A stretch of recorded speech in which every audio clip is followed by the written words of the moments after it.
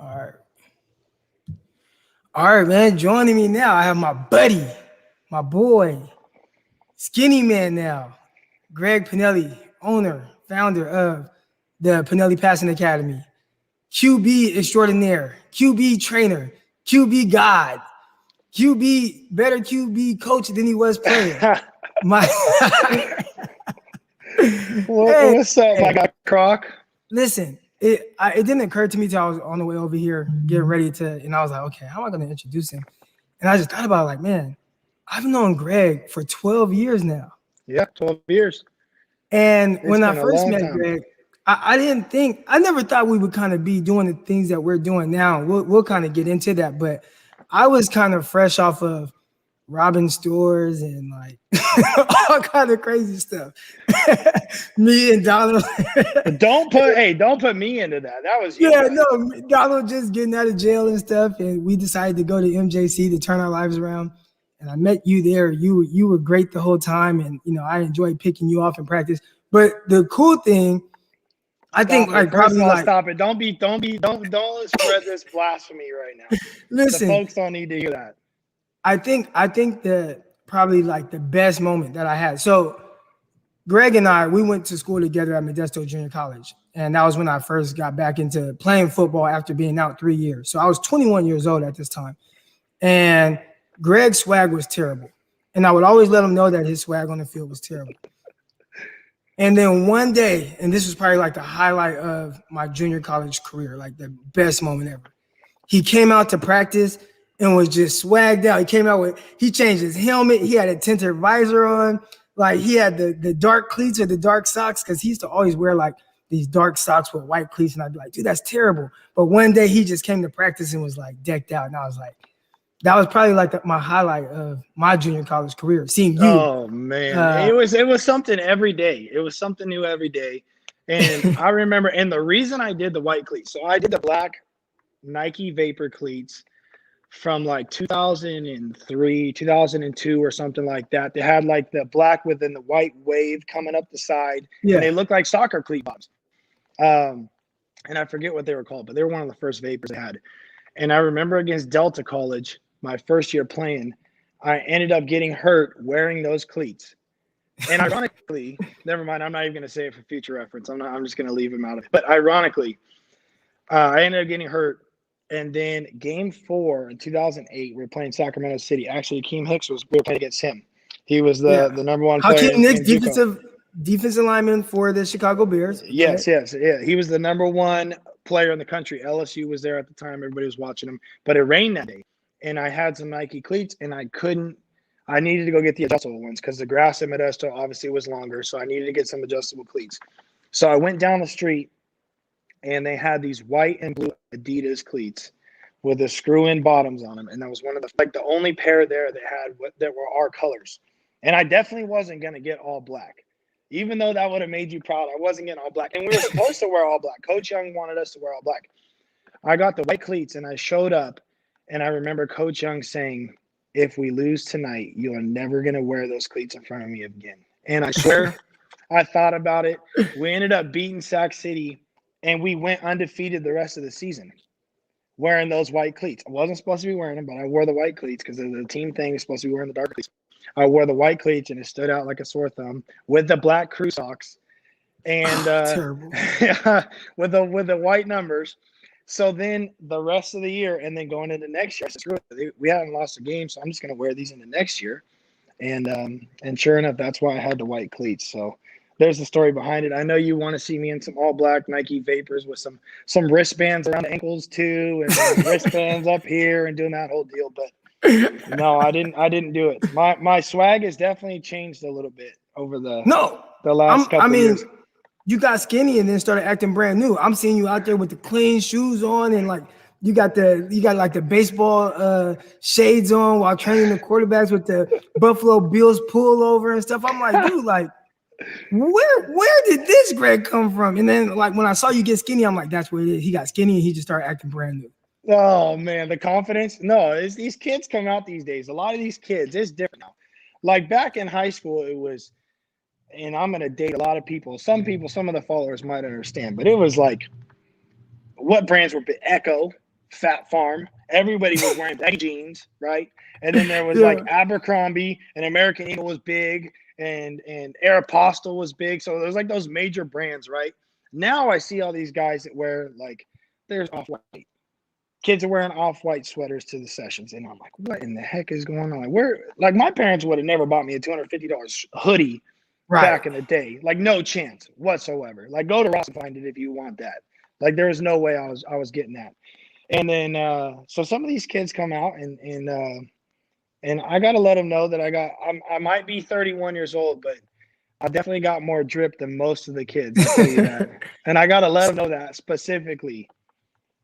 So let's get into that, because you've been training athletes for the last few years, training quarterbacks, and that's Right. like kind of grown to some, like, it's a big thing. It's a big Yep. thing. I talked to you a couple months back, and you're like, man, Croc, like, I got 40, 50 kids that you're training every week. Can you talk a little bit, because I mean, going from you and I playing together at Modesto Junior College, you know what I'm saying, going from that, you went off, you played college football, you were at Eastern Washington, then you went to another school, but you played a couple years of at universities, and then you were doing something else, right, with like accounting or something. Yeah. So I worked so once I finished college, I ended up going and I worked for the SaberCats, actually. So I worked for San Jose SaberCats, and I was doing some sales stuff for the SaberCats.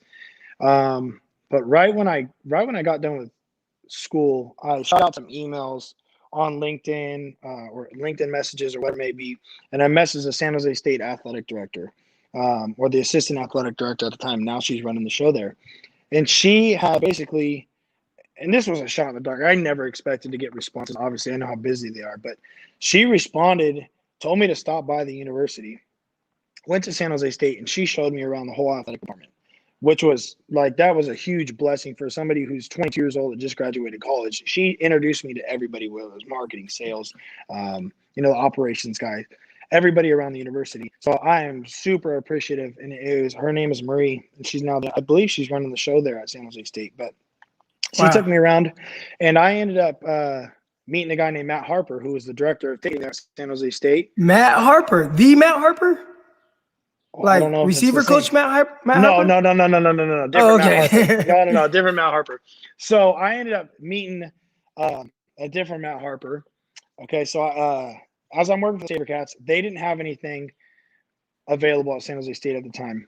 And they said, hey, if you want to come do game day operations, you can do some game day op stuff. Basically, stand on the sideline, wear a microphone, and if the refs need anything during the game, water, whether the mic goes out, they can't hear stuff, they need to talk to somebody at the scoreboard, whatever it may be, they'd call me over, and they'd pay me $150 a game to do that. So I stood on the sidelines to watch a college football game.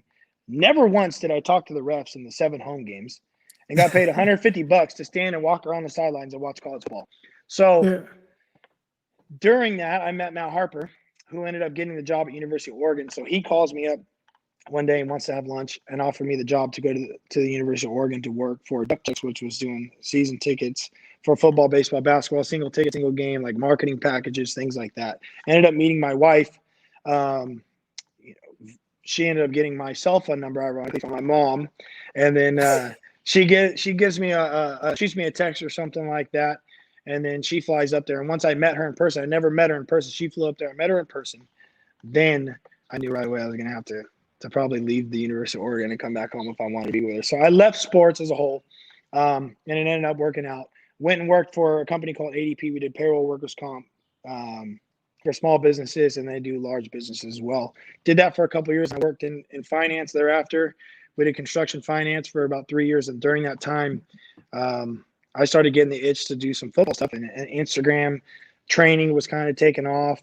There wasn't really many quarterback coaches around here. I remember talking to Josh Allen about it when he was in high school. I met Josh in high school. When he says Josh Allen, you're talking about now the Josh Allen, right? Like Buffalo Bills, yeah, Josh Allen, Buffalo Bills. Yeah, I talked to Josh about it, and I just asked him, who's around here that you might have worked with, and there was no quarterback coaches around here at the time. And how old is Josh at this time? He's 16 or 17 years old. Oh, no, 17-year-old Josh. Actually, no, yeah. So, yeah, he was about 17 or 18 years old, getting ready to go to the junior college. So there's nobody here. So I had done some stuff with him in high school, just random footwork and things like that at the high school here and there, but it was nothing like I do now.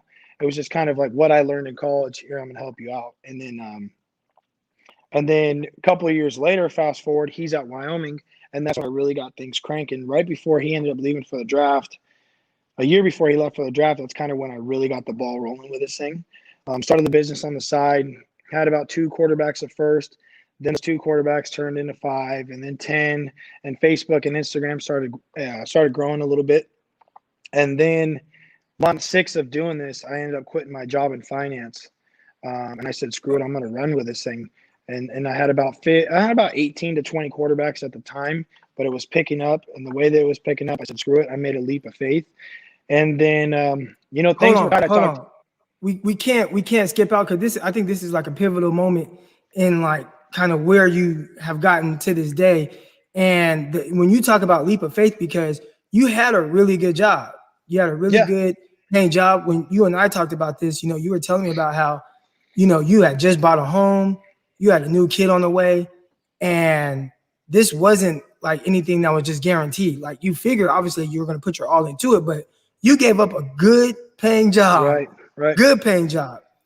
Yeah, I had a Said, salary. I'm done with that. I'm going to go all in on the unknown after just buying a house and having a kid. Can you kind of talk about like just the mindset to do something like that? Because there's a lot of people that will be more timid, like, oh, well, what if this doesn't happen? And what if this doesn't work out? There's a lot of people like that. But I think the most successful people in life, they always like, it's like, F it, I'm just going all in on this. So can you talk a little bit more about like the decision behind doing that and going all in on that?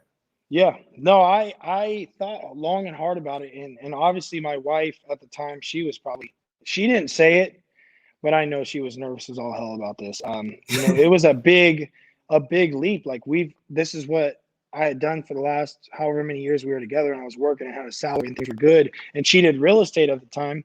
So there was no guaranteed salary with her doing the real estate stuff. And then, when I said, screw it, I'm gonna make this leap of faith, I knew that it was gonna push me to the next level, that it was gonna force me to sell myself, not only to kids and parents, but to high school coaches around here. And I was making myself available to everybody. I would drive from, I live in Clovis, but I would drive to Bakersfield one day, and then I would go to Modesto the next day, which is so Bakersfield is a couple hours south, and then Modesto is a couple hours north, and then I'd go to Los Banos, it's an hour, 25 minutes. And I was trying to make myself available for everybody.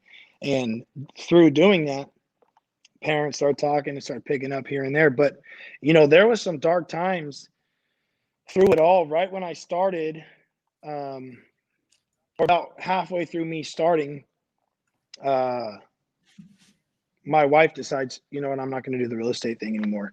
I want to go do hair. So I got to go to basically school. So she went to Paul Mitchell and went to school. And so we went from a couple incomes to one income and on a startup business, training quarterbacks. And, I wasn't getting rich off. I'm not getting rich off training quarterbacks, and definitely wasn't making the money that I do now. And I've definitely worked my, off to get to this point. But I think I've only told you and maybe like 2 others, but I'll share it because we're on the podcast or we're on the YouTube live. But it got to a point, I remember, where I was thinking maybe this isn't for me. Like, yes, I'm doing this and I'm helping kids, but is this paying the bills? Is this bringing in enough money for me to live how we want to live, or to bring in enough money to where we're not losing money that's going out every month to pay off bills or whatever it may be? And it got to a point where I was going to start substitute teaching.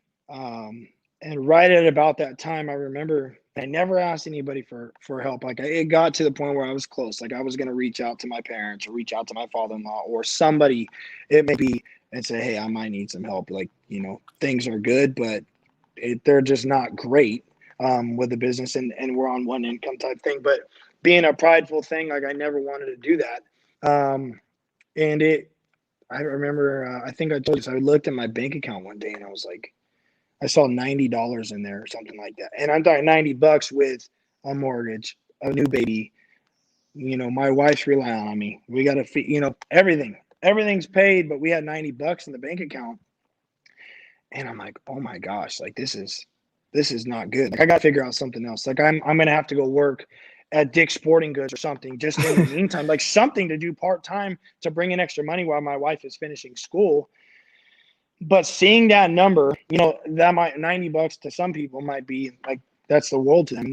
I get that. That's understandable. But then I had when I had a salary and all the other things, and my son and my wife relying on me and family relying on me, and people looking in, it might look like it's great from the outside, but inside I was stressing hard. I mean, anxiety 24/7, feeling like I was failing what I was doing. And then the switch just turned. And right when I took my substitute teaching test, I was going to start subbing on the side. I took the substitute teaching test and I got my results back. And literally, I think like 2 days after I got the results, like I had two quarterbacks call me, two parents call me, like, we want to train twice a week. And then the next week, another quarterback, and the next week, and the next week, and the next week. It just started snowballing. And then I went from training maybe 15 to 20 quarterbacks a week to then it was like 40 quarterbacks a week. And then then you go into last year, and then COVID stuff hit, where it was just rolling. And that happened in March, and I'm thinking, great, we just got back on top. Like, things are going good again. Now COVID's here. Parents are going to lose jobs. Like, I'm going to be the first one to go. Things aren't going to be great. And then, like, business doubled because kids didn't have anything to do. They weren't in school. They were trying to prepare for football. They didn't know if they were getting a season or not. They weren't in PE or doing workouts at the gyms or whatever. So I was like one of the few things that they could do. And we were jumping around fields from here and there around the valley, getting kicked off a field one week, going to another field the next week just because of the situation. Yeah, the rules and all that. Rules and all that. Yeah. So then there was a few schools that just let us on, a few schools that didn't know about us being on, and we went on. There's still a few schools that we go to, they don't know that we're on there. But we had to do it. And through that, then business started again. Like, when I was at 40 or 35, 40 quarterback mark, then it went to 50 to 60 a week. And So now it's, we've pushed it hard enough and grinded. And I probably have about 50 to 60 a week right now still.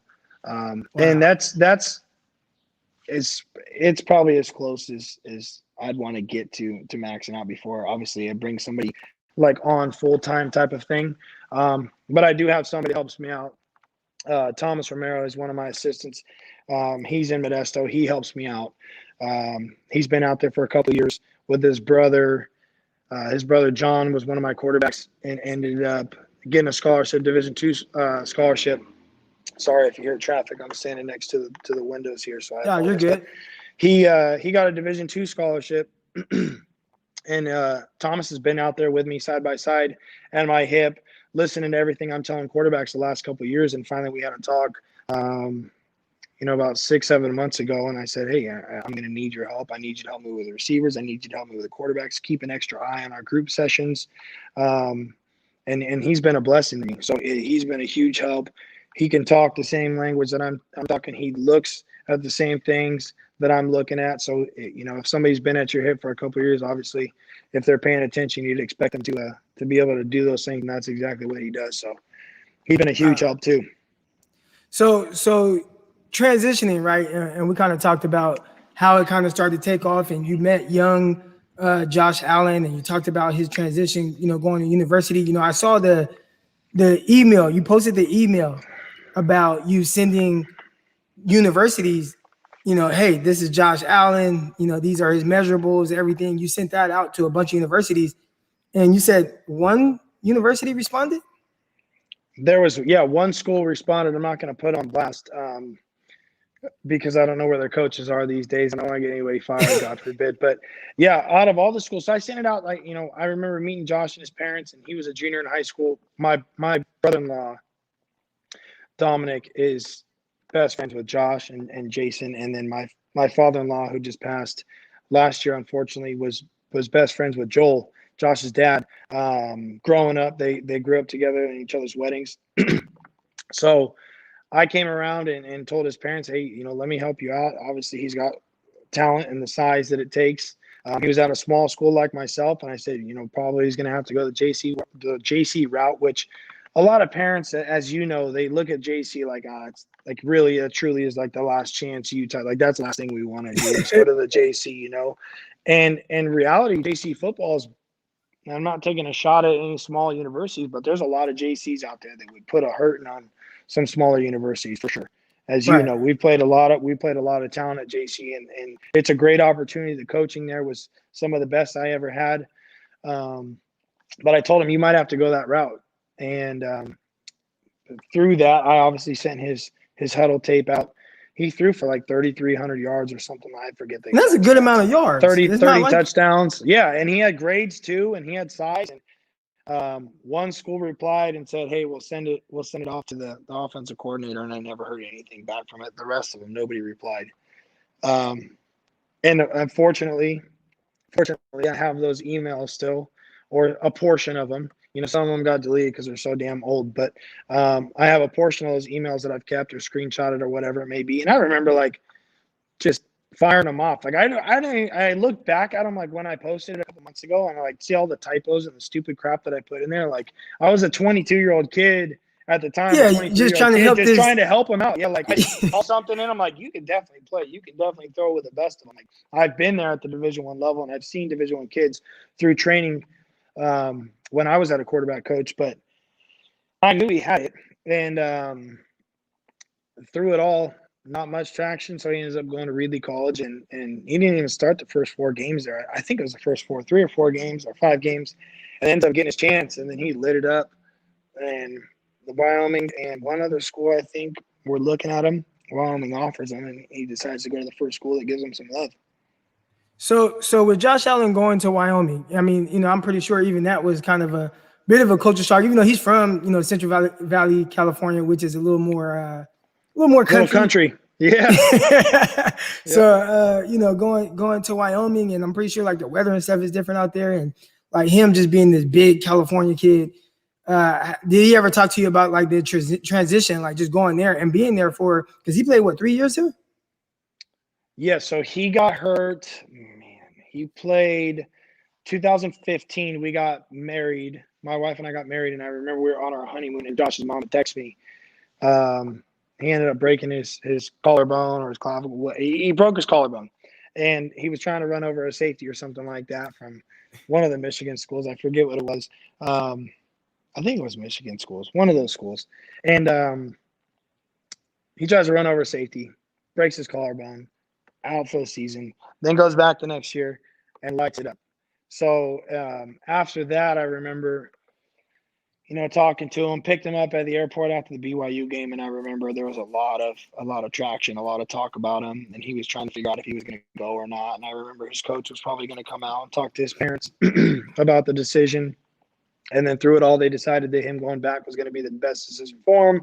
He was too young, wasn't ready, needed to be a little bit more polished, get some more experience, and then he goes back and does his thing at Wyoming with a ton of hype going into it that year, and then ends up getting drafted to the Buffalo Bills in 2018. So with Josh Allen, like, you know, his transition from, you know, junior college to the NFL, that wasn't like this smooth transition, right? I mean, I remember posting a picture of him just throwing the ball like out of bounds or something, and you commented, you're like, chill, Croc. You know? Yeah, I see people here and there trying to roast him, and I, you know, I treat Josh as like a brother to me. That's what I would say. It's not that, you know, when Josh is here in town, he'll come out and we train and we throw, and he'll train with Tyler. We'll get into talking about Tyler Bray, but, you know, he'll come in and throw, and we'll do some stuff and work. And last year during the COVID stuff, he came out here because he was in town and not back in SoCal where he's normally at training, but and that's where he lives. So yeah, he'll come back, and we'll train a couple times a week, and when he was back, and then we play a lot more golf and have fun and BS and just, you know, get his mind off football and the things that he does, you know, for his livelihood, and just try and get away from that here and there. But he's more like a brother to me than anything. And we definitely talk to each other like we're brothers, and play a lot of Call of Duty together, and do those things during the season. Every Friday we play Call of Duty on past Fridays. They get out of their practice early on Fridays, and we'll play some Call of Duty with him and some of his teammates. So it's a good time, man. He's definitely a big kid still, and I think he's always going to be a big kid. He'll tell you that. whether he looks as serious as or as he is doing interviews and this and that and the other thing. No, he is a child still, and he acts like, and we all do, definitely, but Yeah. for sure, Josh is. So Josh Allen, like, the big thing with him, and a lot of people were like, oh, he's like inaccurate and stuff. And you saw like over his first couple of years in the NFL, the accuracy thing was kind of like, hit and miss. You look at his numbers, they weren't as high. And then year 3, I mean, it just MVP. Like, Yeah, he took off. like yeah, absolutely. So what was the difference? Like, why the struggles early on, and then how all of a sudden year 3, I mean, he takes a huge jump in just how he's perceived. Like he was literally like legit, an MVP candidate, and before that, people were talking about, what, is he going to be a bust? Had a big game, right? Talking about playoffs, was up like 16-0 to the Texans. Texans ended up coming back, winning that game. Like, how did he go from all of that and being perceived as somebody that was inaccurate to being extremely accurate and an MVP candidate the following year? I think it has to do, and we talked about this a while ago. I think it has a lot to do with his confidence in the offense and being able to run the offense efficiently. The first year or two in the NFL, obviously I wasn't an NFL quarterback, but the first 2 years or first year for sure in the NFL, you're just getting the hang of it. You're trying to adjust to what you're seeing on the field as far as defenses. You're trying to adjust to calling the protections and making sure things are lined up correctly. Then you got the playbook, the full playbook on top of it, making audibles, reads, getting used to everybody's timing. So I think, going through those first couple years of, first year really, and then later into his second year is when it really started taking off. But just being more confident in the offense. When you're standing back there and you're running the show and you know exactly what everybody's doing and you're confident in the protection and the guys that are in front of you, and then you draw back the pass, when you know what's going on and you have a good feel for it, I feel like you're going to be able to deliver the ball a lot more accurately rather than questioning in the back of your mind if you're doing something right, if you made the right call protection-wise, or if this guy's really running this route, or is he going to stick it up versus taking it vertical, whatever it may be. So I think that his overall understanding of the offense and his confidence, just, going into year 3, he was way more familiar with it. Obviously speaking, whether he talks with his coaches quite frequent and going over the offense with them in the offseason and making adjustments and things like that. Just comfortable with the playbook, comfortable with his teammates. Got some guys around him this year. They helped him out. Got Diggs there, which was huge, obviously. Beasley's a hell of a receiver. The defense has been pretty good for the most part. The offensive line was good this year. I think the run game's probably going to pick up a little bit more. They just got Matt Breida, so I can expect their run game to probably pick up a little bit more. That's going to take some relief off his shoulders. But I would, and I think that he cleaned up his feet a lot when he's everybody knows that he's got all the arm talent in the world. But if it really starts with your feet, and he cleaned up a lot of his footwork stuff, a lot of the mishaps where he'd overstep throws or step inside and try and push the ball outside, creating more straight line throws for himself, and just aligning himself at the top and just being able to make those throws confidently versus maybe questioning it and his feet are off to the side and he's kind of pushing the ball or overstepping route to try and use his arm to throw it across his body. I could definitely see the feet changing this year, or I saw the feet change this year.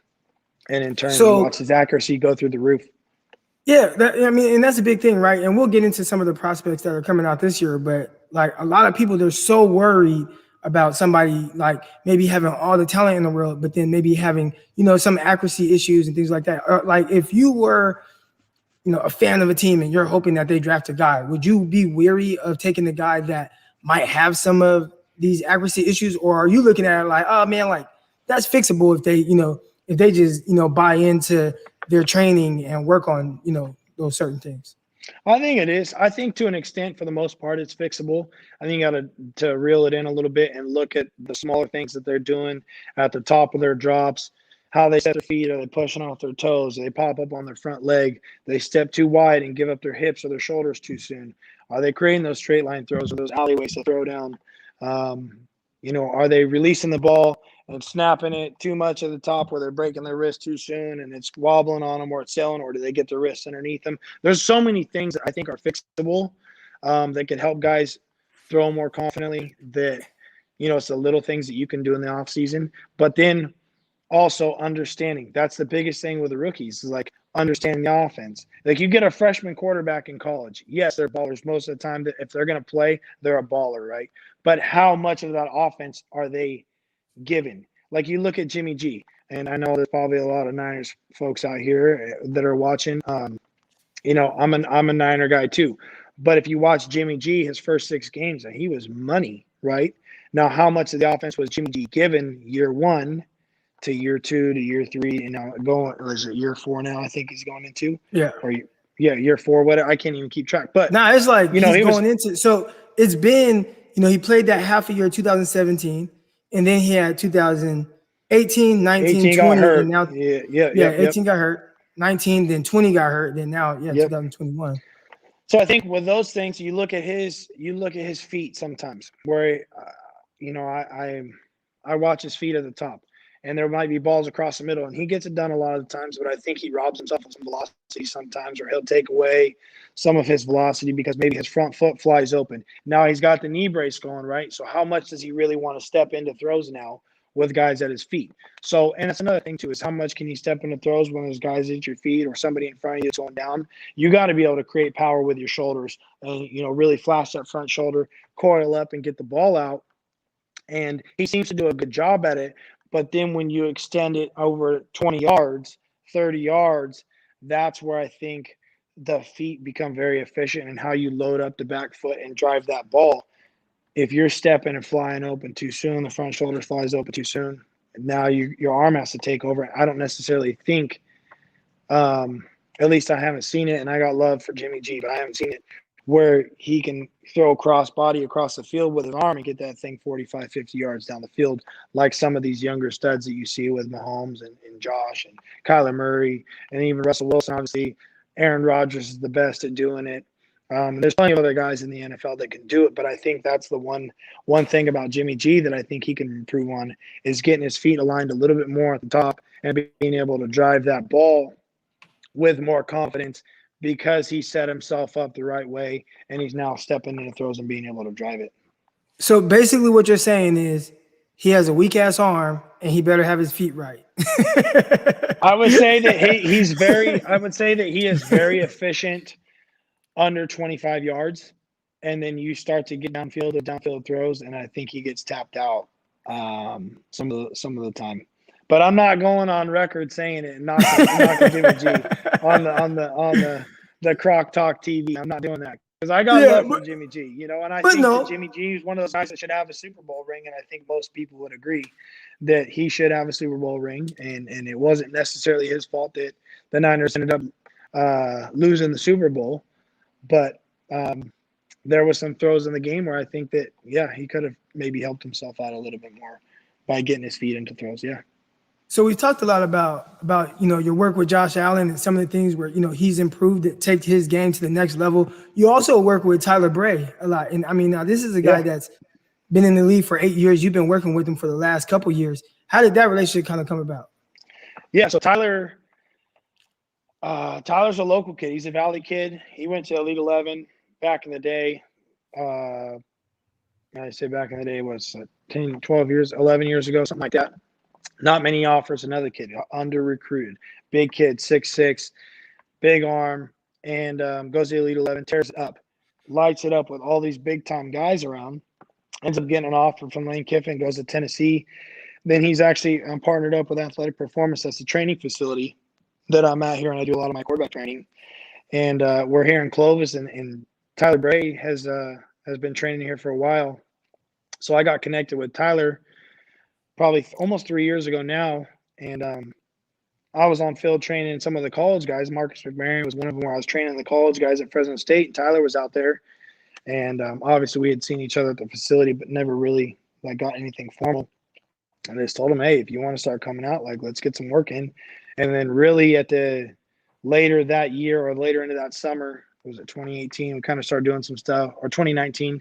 And then all last year from basically January to when they left for camp, he was with me and helping me out with one of my draft prep guys that I have from South Dakota State. And we were doing a ton of stuff. We were doing a ton of draft prep stuff with that kid. But Tyler was a huge help with the onboard stuff, with the film work, going over protections, coverages, fronts, you name it. And that's one of the things that's kept Tyler in the league for so long is he's got it up here. You know, he's a backup for Alex Smith for a couple of years. I think it was 3 or 4 years, and then he ends up going to the Bears. And Tyler's been one of those journeyman guys, but you know he's played a few drives in the NFL over 8 years, going on to his 9th year now. And you want to talk about knowing some offense? He can talk it with anybody. And, you know, doing a lot of the game prep stuff. So I pick his brain a ton. Like I tell him, hey, I'll teach you mechanics all day, but I want you to teach me what you know as far as fronts and protections. And well, look who he's been with. I mean, you know, he's with Andy Reid for years, and then with, you know, Nagy, who, you know, however it looks, you know, right now with the Chicago Bears and everything, but Nagy's a good offensive mind coming from, you know, that Andy Reid coaching tree. So he's been under guys his 8 years in the NFL where he's learning a ton from really good offensive minded coaches. Yep, absolutely. No, and you can tell. I mean, I had him here with college guys the other day, and he's going over things, and they just look. I look at them and their faces, and they just look shocked at some of the things he's going over. But you got to understand too, and some of these guys, like most people understand, like that's not like that in college necessarily. Like protections are kind of set. Maybe there's a half man, half slide, and a full slide, and then a man protection in college. Most colleges, at least that I see nowadays, they're not putting a ton of that on the quarterback. You see him hold up a sign on the sideline, and there'll be some random pictures on the sideline, and that's a play they're doing, and then they'll do a fake cadence, and they'll look back. And the center is the one that's really setting the protection or calling the mic or whatever it may be. And they'll go off of trusting the center. And that's a hard transition for quarterbacks going into the NFL where, you know, there's many different protections that they're using at different times. It depends on, you know, the personnel and how they're going to block it. If the quarterback's going to mic the mic and then the center might mic the mic. And a lot of people don't understand, you know, some of it's BS, some of it's real, where the center will call it and then you got the quarterback that's calling it too, but really the center is the one that's doing it, or the center is giving a BS call and it's going off the quarterback. And it just varies offense to offense. But he's been a huge help on understanding those next level details within offenses, protections, things like that. And then obviously we fixed some of his mechanical flaws. He used to lift his back leg a ton, looked like a baseball pitcher. And over the last month or so, I said, dude, we're going to have to fix it. Like, you're going into year 9. There's these young kids that are coming in out of college. Like, yes, you got it up here, but we're going to have to figure out ways for you to look good throwing too, because some of the times when he'd throw, yes, the ball would get there, but it didn't necessarily look the greatest with his feet. So we've done that over the last couple of months, and it's on Instagram. You know, you can kind of see some of the transitions, and it's been huge. He's throwing a lot better. He's got some more pop on the ball, and it's been good. How open was he to the, you know, kind of, I guess you could say, like, constructive criticism, right? To a guy that's been in the league for years and kind of like, you know, be trusting in you to kind of fix something that you see as like, well, you know, he's probably thinking like, well, I've been in this league for a while now. Exactly. And you're like, look, man, I want you to, you know, stay in the league. Right. And that was the conversation. Like, I was a little bit nervous about having the conversation with him. So I made Dave from AP do it at first, like kind of initiate it, because Dave's known him for 10 years now. And basically I was like talking to Dave. I said, you know, biomechanically, I think that it's just he doesn't maximize certain things. How can we fix it? How is it going to look more appealing to the eye? And Dave talked to him. Then I said, look, dude, like exactly what I just told you. You know, you're going into year 9. There's young kids coming out that have been with quarterback coaches for a long time. How can we, or these are the things that I think we can do that'll help you with your power, with accuracy, balance, and then also look aesthetically pleasing too. And I just, you know, at first he was probably, like you said, he was probably thinking, who the hell are you? Like, you're just a quarterback coach that's working with a lot of high school guys, some youth kids and some college kids. Like, I've been in the league doing this for 8 years, but that's what I told him. I said, you want to stay in the league. We want to keep you in as long as possible. Let's not give anybody a reason to not keep you around, whether it's so they don't like the way you throw. So see you later. You know, let's maximize every opportunity we have. And he was open to it, and he's been open to it every time we're throwing. You know, he might do something, go back to the past, and that's muscle memory that's been there for, you know, 12, 13, 14 years. And he was able to flip the switch within a couple days. I mean, he nailed it. And so I'm happy with where he's at right now. I think that moving forward, I can expect him obviously to keep on doing it, and he notices the little things right away. So it's been good, man. All right, so right there, guys, we were talking about Tyler Bray. He's been in the NFL for 8 years now. He played a bunch of years, or half his time, with Kansas City Chiefs, and then since then he's been with the Chicago Bears.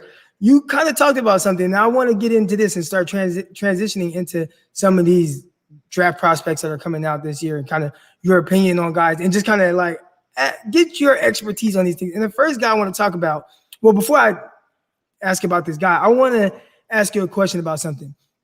When it comes as to, you're talking to me about this, hold on. As you're talking to me about this, you're gonna kill me. But I gotta go get this charger because my phone might die because it's tapping into my battery hard. So I'm walking and get this charger really quick. So I'm listening. Okay, can you listen and walk at the same time? Come on now. I'm a quarterback. We got a all right, so you're good. Okay, I just want to let you know, like, so you don't think where the hell am I going right now? Oh no, you're good. Matter of fact, I'll wait. I'll wait for you to get situated. I'm gonna have to rig this thing some way somehow so it doesn't look all crooked.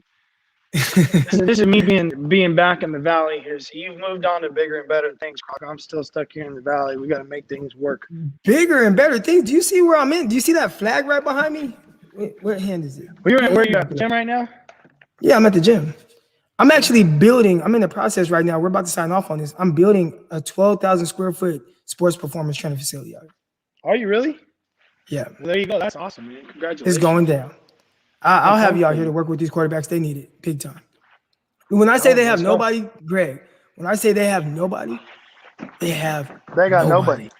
Nobody. I've heard that a few times.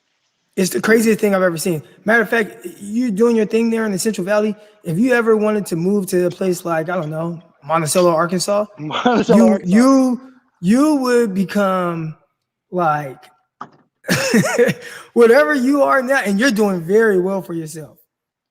You probably be 2 times as big here. Really? Because they have nobody. They'd be coming from all over. Oh, he works with Josh Allen, and he works with Tyler Bray and these NFL guys and all these quarterback coaches, and he's been doing combine prep and all this. Oh, dude. Hey, you clean house. You know what? Maybe I will. Maybe at some point or another, Croc, you're gonna see me out there. But hold on. Listen. Let me grab this chair real quick. Let me see it. Yeah, no, you're good. You're good. I'm gonna sit on this box here. Right. And you just build, buy you some land, and the land is cheap, and you just build you a big ass house and live happily ever after and just train hella quarterbacks in the country. that sounds like the way to do it right there. Yeah. All right. So where I was going with this is there's a quarterback right now, right? Okay, let's just talk about the transition from college to pros. You talked about like calling out line, the line, the protections and everything. And a lot of times with some of these teams, they want to go fast, so they put all that on like the center, and the quarterback really isn't responsible for that much. Is that a big transition going from college and not doing those things? Is that part of the process in developing and having to sit going to the NFL? I think so. Absolutely. I think that I mean, if you look at a college playbook and then you open up an NFL playbook, and I know I have one here, there's a Bears one in there. It's this thick, right? And a college playbook might be a fraction. We have Tyler's Tennessee playbook, one Lane Kiffin. It's in there. And the Bears playbook is 3 times fatter. Yeah. And so the protection page alone, you might, in college, like I said, you might have a 5-man, a 6-man, you might have the 5 slide, but it's a 6-man protection. You might have the half man, half slide or whatever, or just a straight man protection, whatever it may be. And now you got different protections for play action series. You got different protections. Obviously, there's your screen series stuff, that's obvious in college where they're, linemen might be,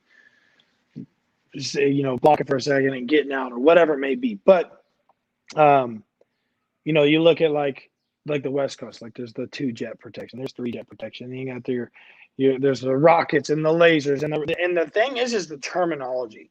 I think that's what the biggest thing is the terminology. Like you might call a protection one thing in college, and then you get to the next, and then it's confusing. Or the plays, or the personnel groups, and you might have quads or doubles on each side, right? So 2x2. And you might call that doubles left because the tight end is on the left side. Okay. Or if you had a tight end on the line of scrimmage and then one guy off and he had the two receivers to the right, Well, you might call that doubles right. Like to me, that sounds like doubles right because you got two receivers to the right. Well, there's Right. doubles to the right. No, in the NFL, it would be doubles left because there's a tight end to the left. You're calling it to the strength, right? So Gotcha. that's just one formation, and you look at it differently because you've always been on the defensive side where you're going to the tight end, and that's the strength, anyways. But it's kind of vice versa. So some of those terminology things is what gets guys screwed up, I think.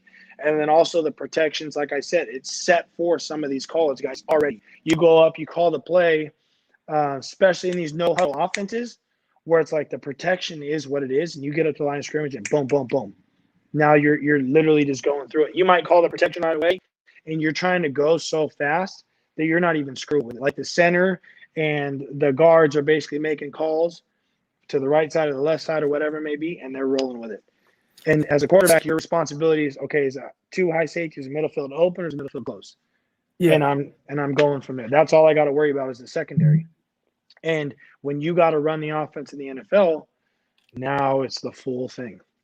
You got to set the protections. And if something's not right, if somebody's hot over here coming off the right side and we're sliding left and your running back's out, okay, well, if you don't change the protection, they're full slide to the left and your running back's out to the right and you got hot from the right, you're either hot off that guy or getting hit in the face. And those are some of the things that guys got to have the confidence. And I think it's probably, again, it goes back to confidence. How do I step up there with guys that have been on the line for 10, 12, 13 years, whatever it may be, NFL vets, and tell them, hey, this is, flip, or whatever, you're going to change the protection on them. And now all of a sudden they're like, you're probably thinking, what the hell, am I making the right call? Is this what the right thing to do? Is Lane Johnson going to get pissed off at me because I changed the protection and I had it right the first time? You know what I'm saying? Yeah. So stuff like that. And you're probably second guessing. And I haven't been in their shoes, but I can assume that's probably some of the things that they're going through. But through draft prep nowadays, there's a lot of guys that are out there that do draft prep. And most of these guys do a pretty good job at the draft prep as well, where they're going over coverages and fronts and they're watching film and evaluating NFL film, not college film necessarily, but NFL film. And why are we hot here? Or why is this guy lined up here? Why is this leverage here with the DBs or the nickel or whatever it may be? And being able to pick up different cues here and there that are going to give them a tip. All right. So Trey Lance, North Dakota State, 1AA, and you played in the FCS. So, you know how that talent is and everything. Won a championship with Eastern Washington, right?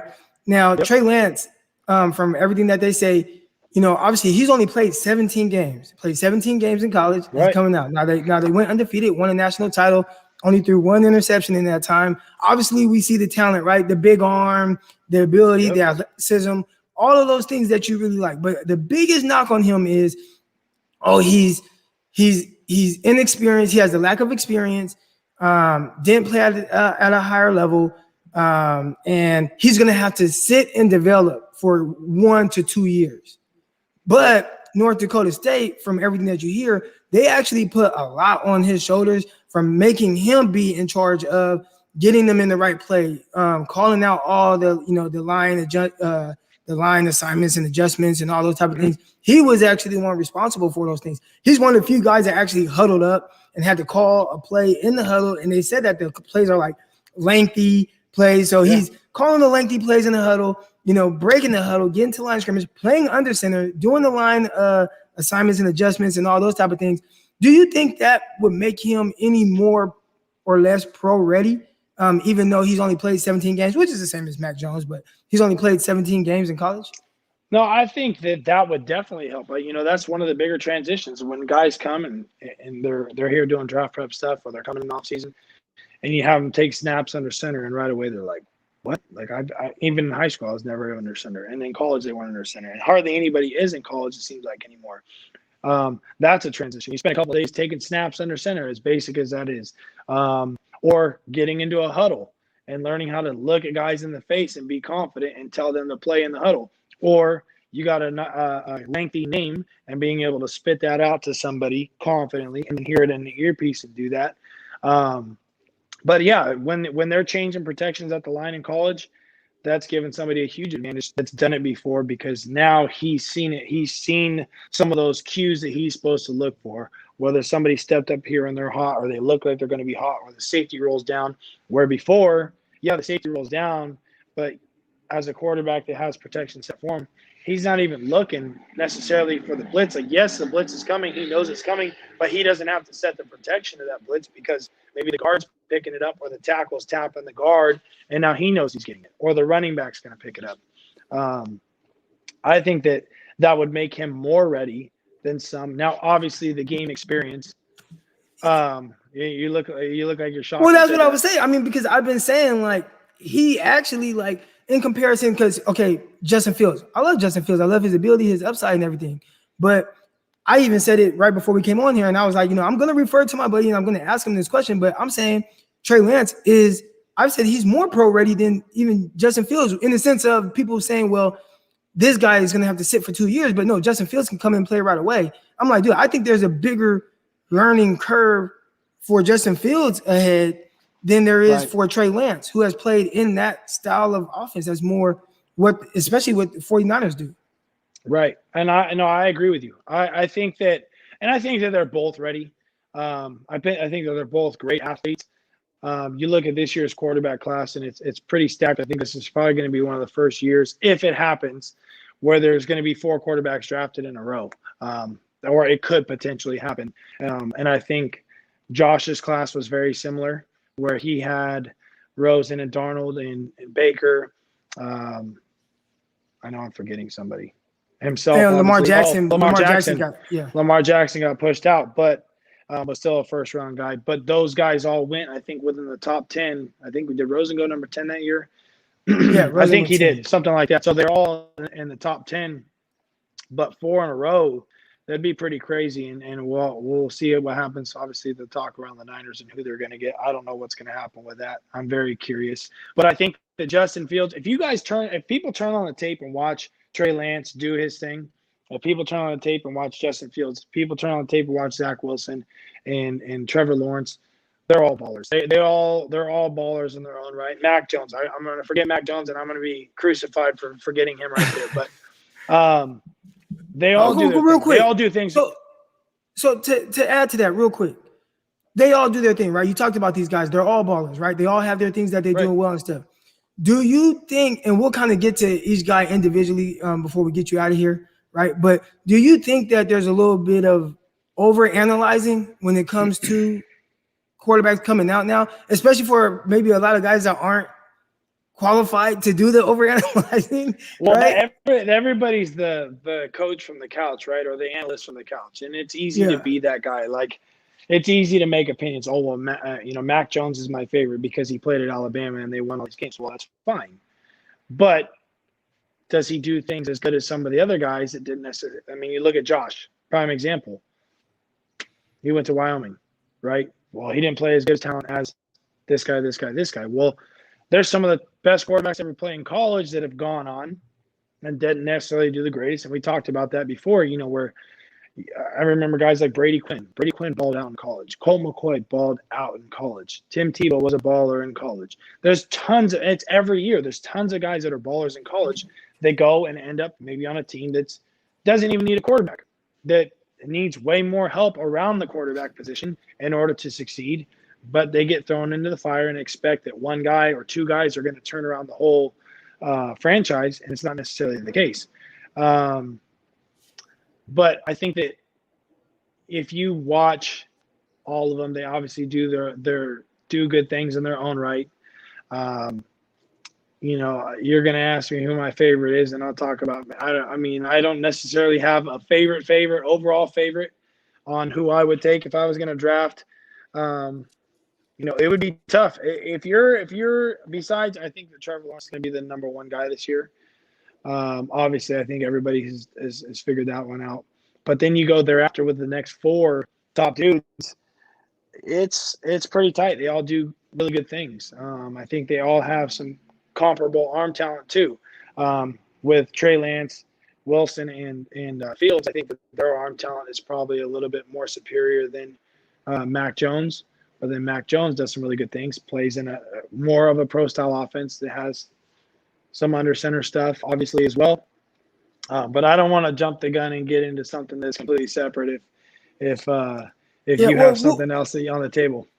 yeah, well, what I wanted to ask you, and we'll kind of just go through each guy a little bit, and I kind of want to talk about, and not to project anything bad on these guys, right? But me, I always see the best in guys, and everybody always talks about how, oh well, half of these guys are going to be bust, or most of these guys aren't going to work out. So I just want to talk about and I'll start with Trevor Lawrence. If Trevor Lawrence does not work out in the NFL, what would be the reason why? Oh, that's a good question. The easy answer would say is because they're not winning games. But then why are they not winning games, right? But is there something that he maybe lacks at right now where you're like, this might be an issue at the NFL level, and if he doesn't fix this, but I know that everybody looks at him, he's perfect. So I know that's pretty hard when it comes to Trevor Lawrence. I think that everybody, it'll be interesting to say. If you ask me that question in a year from now, I might have an answer for you. Yeah. Because in college, and we talked about that, in college, Trevor Lawrence is it's tough. He does a lot of really, really good things. He's got a crazy good arm. He's got the size, obviously. He's an athlete. When he gets on the move, he looks athletic as all hell, right? But then you look at the talent around him also, and he's had a lot of talent to help him look really good too. Now, and he also makes some of those guys look really good. He's when you got burners on the outside that are 5 stars as well, and you're playing against maybe lesser talent in the ACC where they were whooping everybody every year, and their coaching has been really good and it's probably made some things easy on him as well. You're going to look good for the most part, right? You're going to do more good things than bad. And I haven't seen him do a ton of bad things. Now, yeah, ask me that question in a year, Croc, and I'll probably have an answer for you when he's thrown into the fire with a team that needs a quarterback and it's not at the top of their division right now. Obviously, he'll have really good athletes around him, but is he going to have the best NFL talent around him with the Jaguars year one? Probably not. So we'll see. We'll see what's going to happen. And I told you I wanted to see what's going to happen when Trevor Lawrence is kind of under the fire a little bit. When things are getting hot, and as the pressure starts coming on, and you're not winning every single game like you are in college necessarily. How is he going to react to those things? And I think that he'll do a good job, and he seems like he does a good job at those things. He seems pretty mentally tough. His head seems like it's in the right spot. But it'll be interesting to see how he reacts and how he's able to bounce back from some of those losses that they're going to take, some of the rookie mistakes that he's going to take. Because, again, in college, you didn't see a ton of – I think what did he lose a couple of games in college, so you really didn't get to watch him be in those situations as much. I think the interesting thing to see as well, with that situation is how will Urban Meyer handle that situation, because he's, going to the NFL for the first time, didn't lose very many games at Florida, didn't lose many games at Ohio State, didn't lose many games at Utah. Yeah, it's so, Utah, right? Going through a transition like this where it might not be great right away and people are expecting, they're going to have these high expectations. I'm interested to see how he handles it as well. The next guy, all right. I know you like Zach Wilson a lot. What about Zach Wilson? And really, when we had our conversation a few weeks ago, I swear you liked Zach Wilson more than you like Trevor Lawrence. You don't say it, but your comments told me you did. So what about Zach Wilson do you like so much? I like Zach Wilson because I think when you look at his body of work, it's pretty solid at BYU. But the kid's a hell of an athlete. He looks like he's got the size. He's got the twitchiness. He looks like he's got some fire into him, which obviously Trevor Lawrence does too. But I said that in order for Zach Wilson to look good, he'd have to do a little bit more than Trevor Lawrence because, and this is not a knock on BYU, but obviously Clemson and BYU, we talking about recruiting or getting a little bit different recruits. So the talent around him was solid, obviously, at BYU. But the talent at Clemson, I would say, would be more superior. And that's not news to anybody. And I think that when you look at some of the situations and games that he was in, Trevor Lawrence was playing games into the halftime, third quarter, then he's out, right? And it's because they did a good job at scoring points on people. Zach Wilson is playing into the fourth quarter damn near every game, right? He's playing full games. He's into the fire a little bit.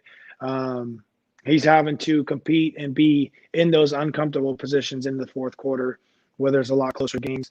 And I think that his arm talent, I think that people saw him make that throw in his pro day and just lost it. He rolled left and threw the off-platform ball through a laser to the backside. And I think it was like 55 or 60 yards or whatever it was. And it wasn't surprising to me. If you watch his film, he does a lot of good things. He's got a hell of an arm. I'm not going to make a pro comp because I know that's what everybody wants. I'll make a pro comparison on him. I'm not doing that. Just tell us that he's going to be like Patrick Mahomes, and he looks the things that he does. He looks like he can do a lot of. He's sneaky quick. It looks like I don't know what he ran his 40. Is he sneaky quick because he's white, or is he sneaky quick because he's just sneaky quick? No, I'm not answering that question.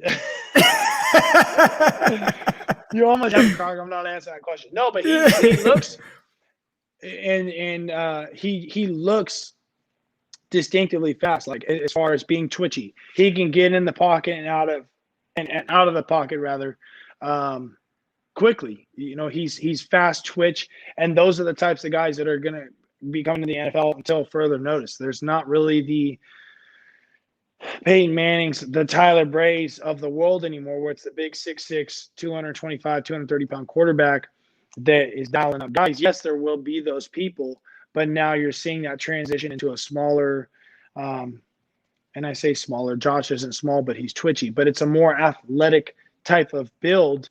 The baseball guys are huge, where they have the arm angles. They're able to throw a sidearm and throw it over the top, and it's not that nothing changes for them. They're able to do it in the blink of an eye, and they don't even bat an eye over doing stuff like that. So it's a little bit more natural, those guys, but the fast, twitchy, the Kyler Murrays of the world, the Russell Wilsons, Aaron Rodgers is very twitchy. Tom Brady, believe it or not, when you watch him in the pocket, he moves. Yes, he doesn't. You want to knock some swag, go ahead and knock Tom Brady for a swag crock. But the tape on his cleats is a little trash. But the cleats as a whole are a little bit different. But he gets it done, right? And he's when he moves, and some of the things he does, he gets the ball out very quick, and that's twitchy.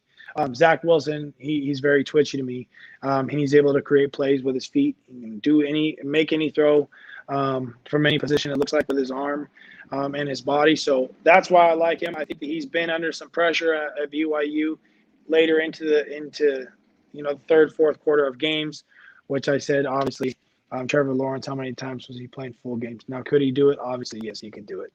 And he did it very efficiently. So I'm excited. I think that Wilson has been there. So I would say Trevor Lawrence would be the 1A, and then Zach Wilson would be the 1B. And then you're going to ask me who's next. I would probably put Fields next. I think that Fields' arm talent, his athleticism, his body, his build he looks ready to go. He looks like he's got that NFL frame already. He looks like a Cam Newton kind of guy in pads. I think his arm talent is phenomenal. Obviously, go back to the pro day throws, and it's like the bikini contest, right, with the pro days nowadays. And how good do you look in the shorts and a T-shirt?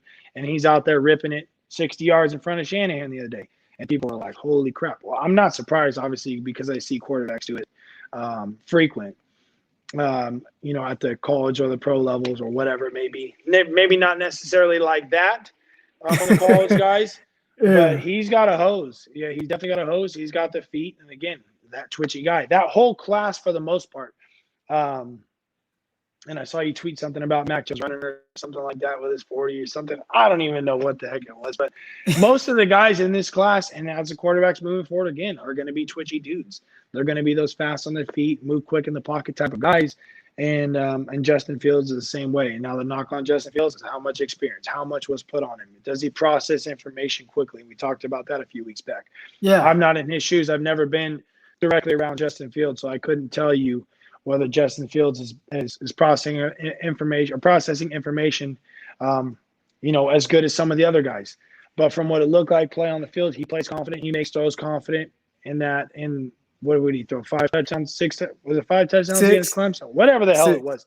He looked awfully confident then. He processed a lot of information, and that he did it pretty damn well. So, He played well in some big-time games.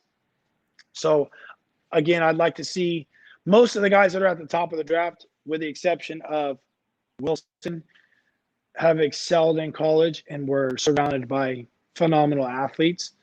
And like I said, that transition to take a step down, I guess, and not necessarily have the best receiving core. If you're getting drafted in the top 5 picks, the team obviously needs some help for the most part. Right. And you're going to be under some pressure that you might not necessarily want to be in your first couple of years in the NFL. But it'll be interesting to see how those guys bounce back when they are thrown onto the hot seat. And I think the best probably position to get drafted in right now would probably be Shanahan's offense. If you look at Shanahan and what he does offensively, he's a genius offensively. But the Niners, he caught the injury bug last year, and the whole team was pretty much back from the Super Bowl year, with the exception of Buckner. And besides that, they made a lot of – and Staley. But that team, I would say, is probably the most ready to go for a quarterback to step in. Yeah. And do their thing. Now, how fast could they pick up what Shanahan is going to expect them to do is going to be the big question that's going to be left on the table. Now, if a kid can come in right away, what they do with Jimmy and keep him around, I don't even know. You might have some insight on that. I don't even know what they're going to do with Jimmy. And if he stays and then somebody sits behind him for a year, so be it.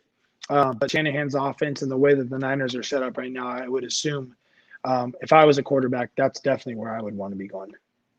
Man, I feel you. So we got a couple questions in here, then I'll get you out of here. All right. So real quick, my guy Chris, he says, what makes Brady so good at 42? And you guys, if you guys have questions, this is the time we'll get those questions in. All right. But what makes Brady so good at the age of 42? Experience. Knowing the game better than anybody else. Knowing exactly where guys are going. Brady is basically an extension of the coaching staff, right? If you're in the league for that long, you basically are able to take the offense and be an extension of the coaching staff. So when guys screw up, they have expectations, right? Brady has expectations. Peyton Manning, those guys are fiery dudes.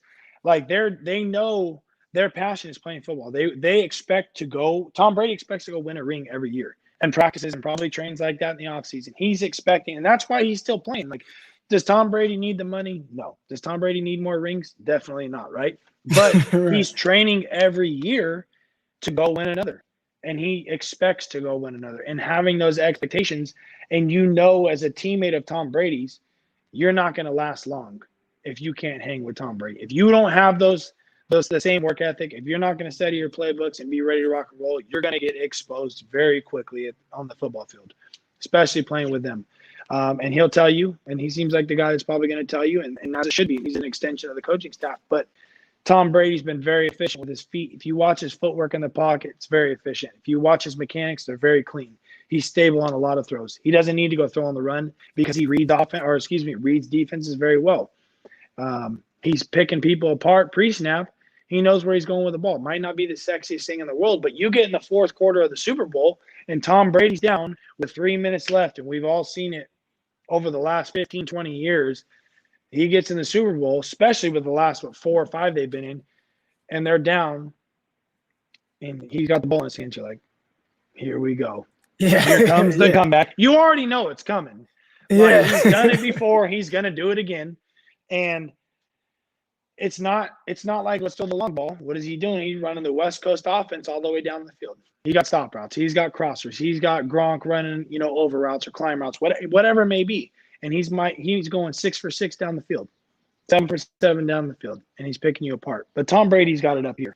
His work ethic in the offseason, his expectations of himself and his teammates, and I think that people have to elevate themselves to his level. And once they do that, now the team's on board, and that's why I think Tom Brady's made it to the Super Bowl. I saw some crazy stat. Like, Tom Brady's made it to the Super Bowl 25% of his career or something like that. Like, he's more likely to make it to the Super Bowl. No, it's probably half of his career because he's played in 10 and he's only been playing for 20 years. So there you go. Something like that. So, like, yeah, they did some crazy stats. Like, he's more likely to make a Super Bowl than Steph Curry is to make a 3-pointer or something like that, which sounds crazy. It was some crazy stat, but that's like, he's more likely to make it to the Super Bowl than Steph Curry was to make a 3-pointer in a game. That's crazy. Yeah. So real quick, and before I get to a couple other questions, you talked about him and kind of what makes him great and everything. A lot of people they compare Mac Jones to Tom Brady, right? So what? And obviously, and I say like, dude, like, don't compare anybody to Tom Brady because Tom Brady is like the He's in a league of ultimate his own. outlier in the sense of maybe the person not having, all the elite traits, but something in here, and that's why I say like it's something in here that makes Tom Right. Brady as great as he is. What will Mac Jones, somebody who maybe doesn't have the biggest arm or isn't the most athletic quarterback coming in, like you said, most of the younger quarterbacks are now. What will he have to do to kind of reach even a fraction of the greatness that Tom Brady is? I think the leadership, if you look at Tom Brady's leadership, again, he expects a lot out of his guys, and rightfully so because he's a winner. And you can't go sit and be a quiet guy and not be a leader and get those same um, traits to come out of guys or get guys to elevate to your level if you're not leading and those guys aren't buying into you. So as a rookie quarterback, I mean, as a rookie quarterback to come in and take that right away and earn the leadership, you're gonna have to step out of your comfort zone, right? Like you're out in Alabama, you've been around guys for 3 or 4 years, whatever it may be. You know everybody. You hang out on the weekend. They party together, whatever the hell it may be. Now you go into the NFL and you're staring at grown men and you're telling so and so where to go. You're telling this NFL veteran receiver how to run a route or what to do. Like that's going to take some balls, but also you got to take a step back and learn too. You're going to have to learn from the vets that have been there. You're going to have to learn from the backups that have been there or whatever it may be. Because when you're going to get drafted, you're going to get drafted. A team that has 2 to 3 other quarterbacks, and they know that you're coming in. And it's not like college where they're bringing in a scholarship guy every year, and you're all competing against each other. Like most NFL backups get, like if they're drafting a quarterback and they're going to spend this much money, like your job as a backup now is to get this guy ready because all the money is invested in him. It's like you're going to compete to push him, but you got to help him out. So you got to be able to have your ears wide open, listening to some advice from those guys, listen to the coaches, but obviously take advantage of every opportunity you get in practice, in the film room, watching extra film, and being able to be confident enough to go out to practice and bring that leadership to the table that other guys might not necessarily be comfortable doing.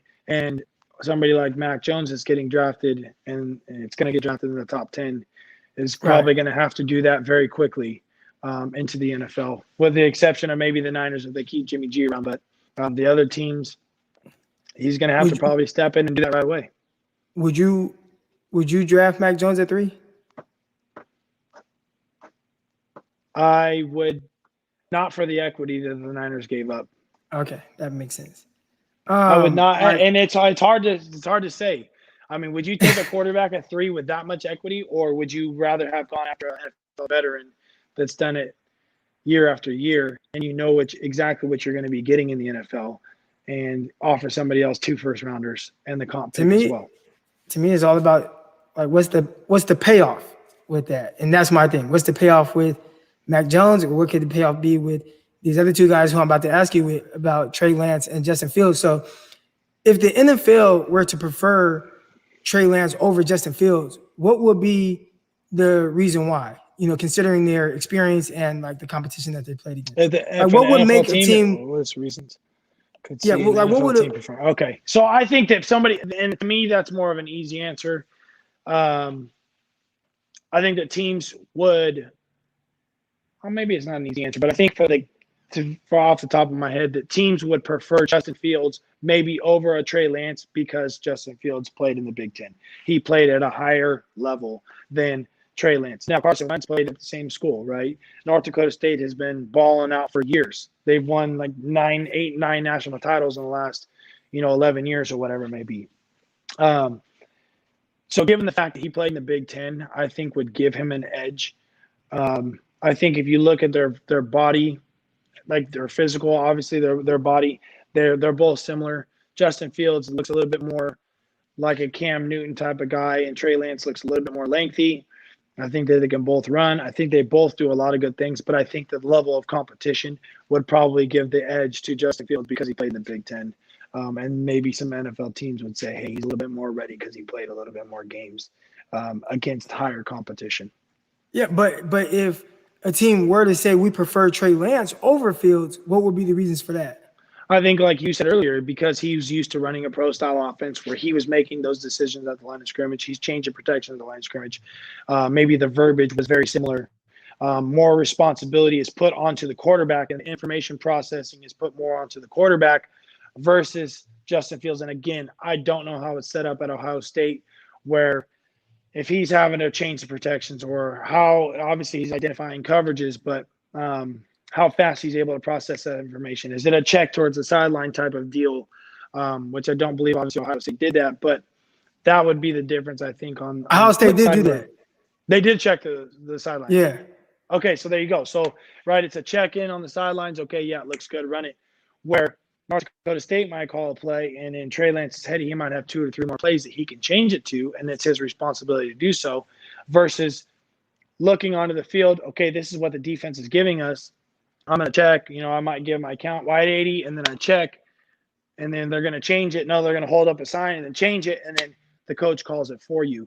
That would be a huge difference, obviously. And that's the biggest thing and the biggest transition we talked about earlier from the college game to the NFL is that doesn't necessarily happen anymore. That's not – and people don't understand, like the microphones, I think, in the NFL cut off after, 15 seconds? Yeah. Something like that. So they're not talking to them mid-play. Or once the quarterback breaks the huddle, the microphone's cut off. Yeah, there's probably like 18 seconds. Talking. Yeah. And it's no more, and that's all on your shoulders from there. All right, and then last question here. Looks like this is the last question. Did Greg work with Jerry Davis from Edison High School that went to University of Buffalo? I did not. Okay.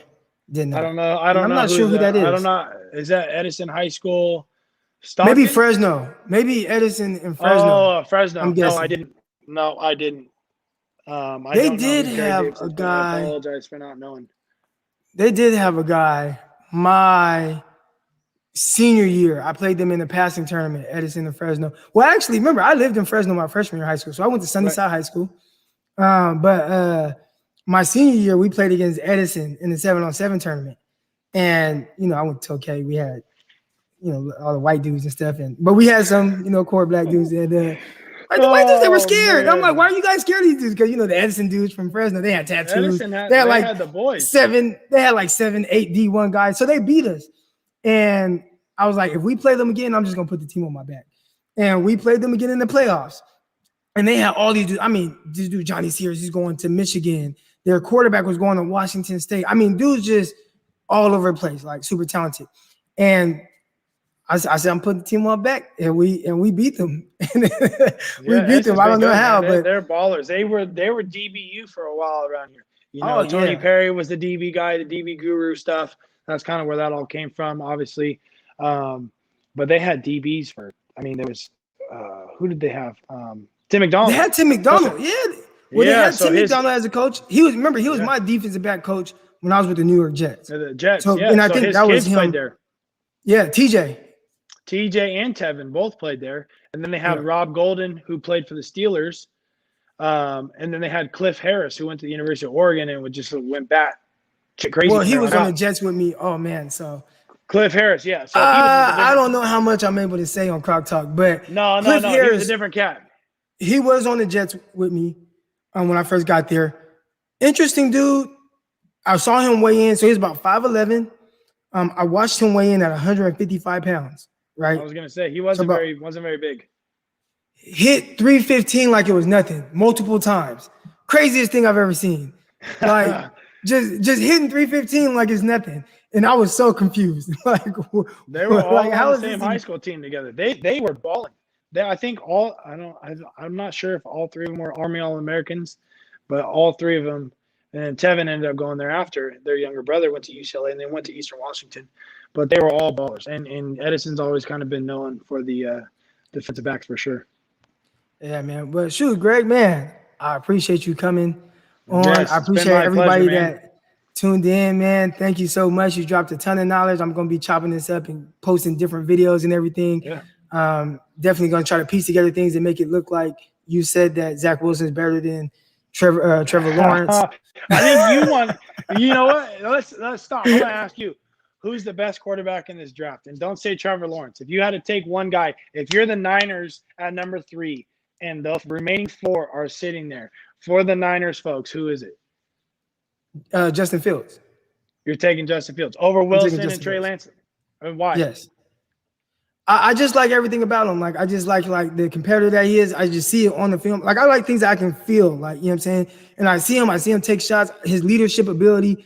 I saw him go toe-to-toe with the Big Ten and to petition and get people to sign these petitions to get football played in the Big Ten. Like, he put a whole conference on his shoulders and kind of headed that whole thing. Just the way, I watched him at his pro day, and you know how these workouts are and stuff like that, especially like, I had NFL private workouts where, I'm in there and there's 70 people from the Eagles organization watching just me. And I know how nerve-wracking that is and how, like, you can feel inside. And he had all eyes on him, and the way he handled himself and carried himself in that situation, he looked like he wasn't flustered at all. He wasn't missing any throws. He was like smiling and winking at people. And I'm just like, man, like that confidence, that charisma, that ability. I watched him go through some adversity where didn't play as well against Indiana, even though he still had like 400 yards, but didn't play as well against Northwestern. They ended up getting the win. And just seeing him battle back from that, even when everybody after those games were just talking bad about him, just being able to battle through that adversity and, all the things I see him, like his physical capabilities, the way he's able to do, whether it's with his legs, whether it's with his arm, being able to make every throw on the field, like all those things. I don't want to overthink it with Justin Fields. I'm just looking at it and I'm like, dude, this is high-end talent, and he just needs to go somewhere where a coach puts him in position to be successful. I hope that's the 49ers. So, he's my favorite guy in this class. Even, I know Trevor Lawrence is God to most people, but to me, I watch him and I'm just like, man, like, I don't think that there's a talent gap between the two. I don't think there's an ability gap between the two. I can't look at one thing and say Trevor Lawrence just does this better than Justin Fields, whether it's deep balls, whether it's accuracy, whether it's athletic ability, being able to scramble and run. I think they both do those things extremely well. I just think that it's crazy to me that there's not a conversation at all between those two guys. To me, that's really the craziest thing ever, because I think there should be a conversation. So yeah, if I'm answering that question, that's kind of my answer. No, I can appreciate that. You had a hammer. I'm sure all the folks wanted to see it too on Twitter and YouTube. So I had to put it out there. All right, man. But hey, I appreciate you. Thank you guys for checking in. That's going to do it for this episode of Croc Talk TV. We're out. Appreciate you, Croc. We'll see you, man. Yes, sir.